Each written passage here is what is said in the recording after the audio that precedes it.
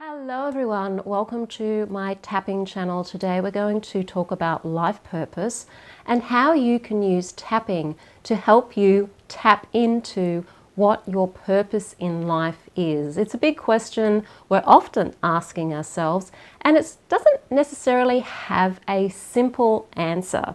But before we dive into the topic, I am Sandra Inman. I'm the author of Tapping into Abundance, using EFT tapping and the law of attraction to change your mindset and turn your life around.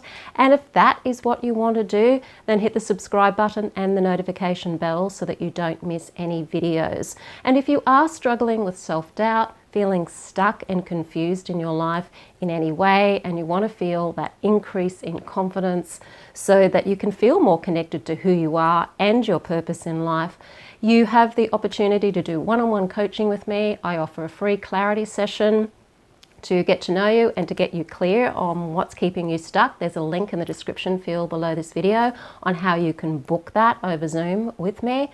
And I also have online courses as well. And particularly for this kind of work, I have a free masterclass. It is called How to Heal Your Shadow Through Balancing Your Energy Centers. And there's a link to how you can watch that masterclass in the description field below this video. So let's get on to the topic of life purpose.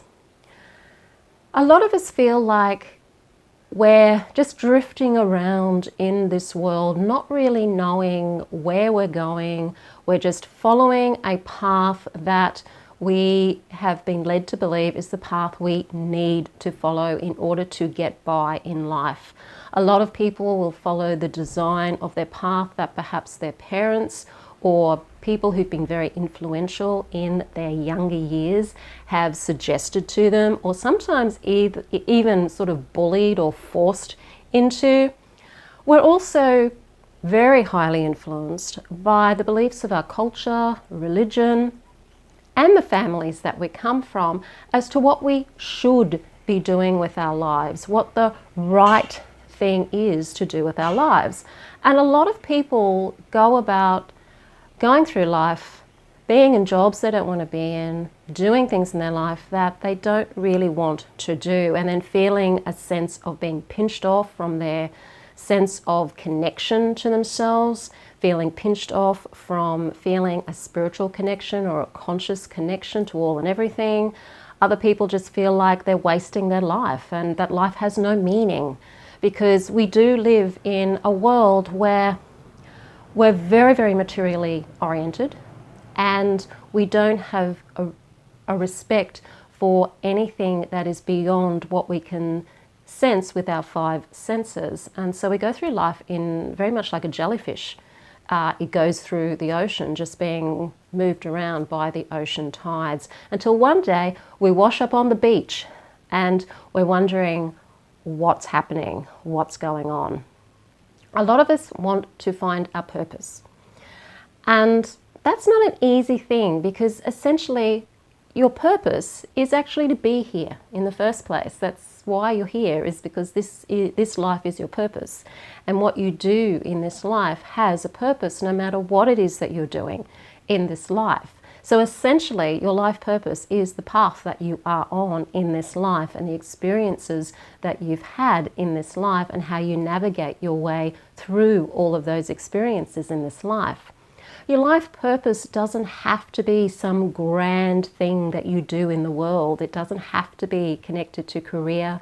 It doesn't have to be connected to an income. It doesn't have to be connected to anything big. Your purpose could simply be something that is more introverted, that is more to do with learning and studying in the world. It could be a part of being involved in close community, or it could be a big career move. It could be something that's connected to an income and the way that you earn your money as well. It really just depends. So I'm going to give you 3 tips on how you can start to tune into what your purpose may be. And you may find that your you've been living your purpose to some degree all throughout your life, just in different ways. It doesn't have to be the same way all of the time. You don't have to stick with the same way of doing your purpose for your entire life. It can actually change. One of the first things is to go back and think about what was important to you when you were a child. What sort of activities did you like to do when you were a child? What were you naturally good at? And what did you like to spend your time doing? When you were playing games as a child, what sort of games were you playing? How did you interact with the other children? What did you like doing? For example, in my childhood, I loved playing make-believe games. I loved dancing, I loved singing, and all of that performance art side of things. I also was very attracted to the magical world and all of those things magical and connected to realms beyond the physical realm. And I found that throughout my life, I have been involved in all of those things. My earlier career was in dance and also in music. And now part of what I do is help people who are magical folk with learning more about magic and connecting to their magical selves. So all of those things that I was interested in as a child have over the years turned into things that I've actually done. Whether some of it's been voluntary in the past, which all of it has been at times, and other times I've been able to actually earn an income from doing what it is that I love doing.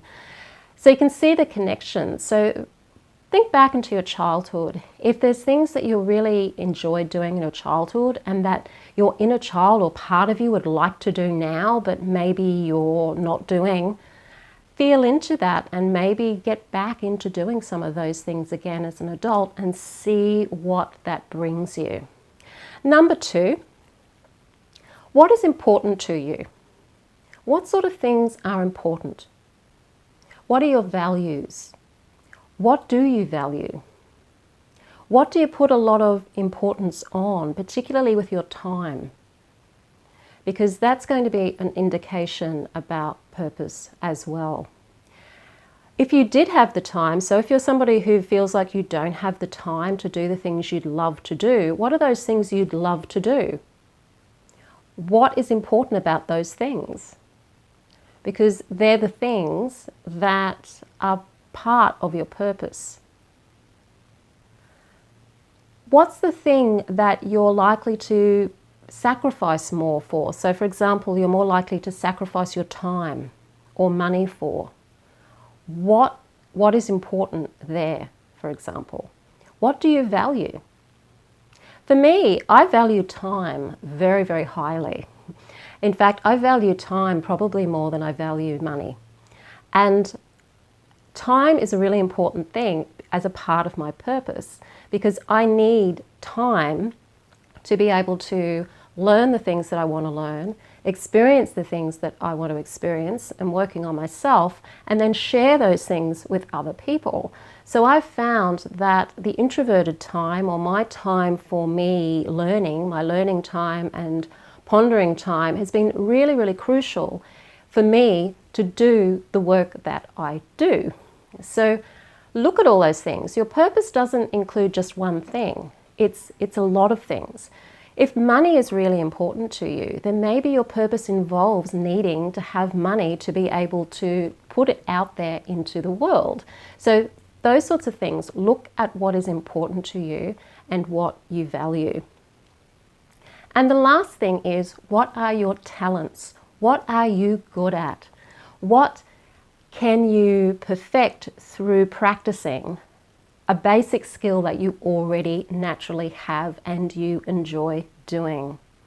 Because that will indicate your purpose as well, because those things that you're good at can be used as part of your purpose and what you're bringing into the world. So take notice of what your talents are, particularly again back in childhood. What were you good at as a child? What did you enjoy pursuing? A lot of adults give up their creative side when they enter into adulthood and have to go out into the world and do what the world tells us to do. which is basically make enough income to get by. Consume, consume, consume, and basically just work away at our lives without having any kind of real connection to who and what we really are. And I believe now that people are waking up and realizing that there's more to life than just going through those motions.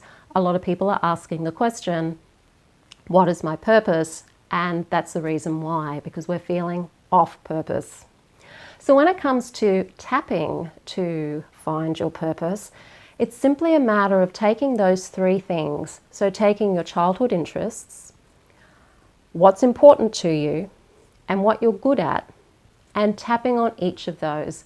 You could tap on them together or tap on them separately. And I'll give you an example of how you would tap on those, because tapping allows you to tune in to your honesty, to tune into your subconscious, and get you thinking where maybe your conscious mind is blocking you, or your fears and self-doubts may be blocking you.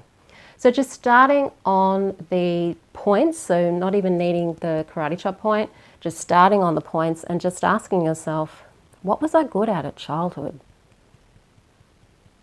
When I was a kid, what did I love doing?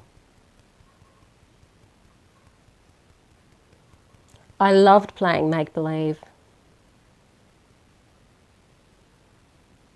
I loved pretending that I was magical.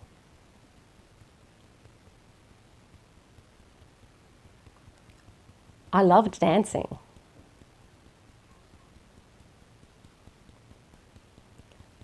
I loved singing. I really enjoyed performing.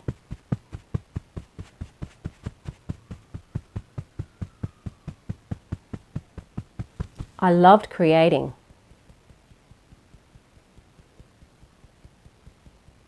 I was always creating.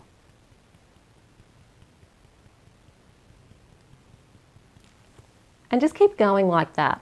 So you're having a conversation with yourself about the things that you loved doing when you were a kid.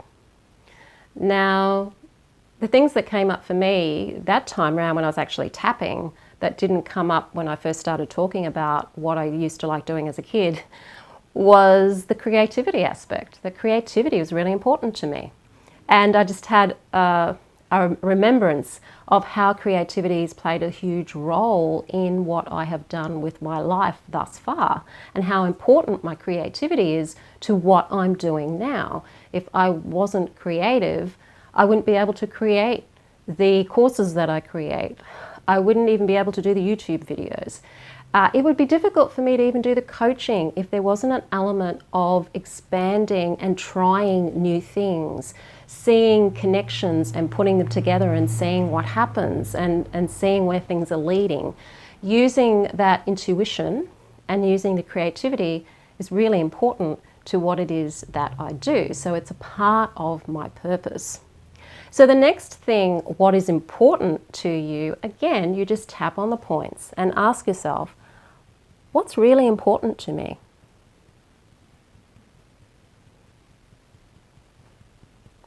If I didn't have to be concerned about money,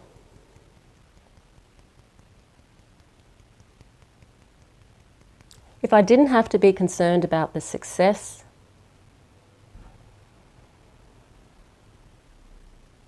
what's important to me?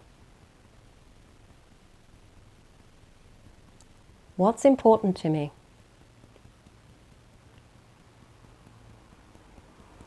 And keep asking yourself that question and then seeing what the answer to that is. So for me, time would probably come in there. It's important for me to have a lot of time to myself, time to learn, time to reflect, time to work on myself, so that in doing that, then I get to share those things and what's worked for me with other people. You'll find that if you keep asking yourself that question, allow yourself to instinctively answer, and you will be opening up to your higher guidance giving you that answer. And when it comes to your talents and what you're naturally good at, again, using the tapping to ask yourself the question, what was I really good at as a kid? What am I good at now? And then answering that as you're tapping. and that will help connect you to your purpose. As I said at the beginning, it can be quite complex to understand what your purpose is. It's not like your purpose is to go out there and do such and such. Your purpose is going to be an amalgam of all of these things that you discover through this tapping process. And then look at what you're doing now in all areas of your life and see how your purpose may still actually be in there somewhere, and how perhaps you can then follow where it might still be and do more of that, be more of that in your life.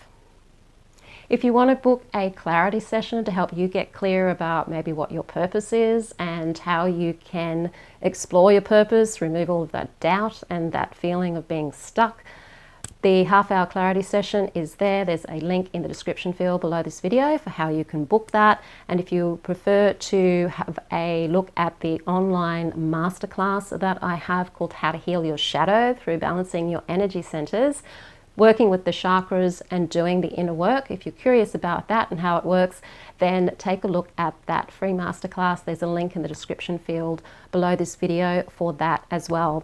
If you like the video, hit the like button, share it with your friends. Don't forget to subscribe. I am Sandra, and I will see you on the next video.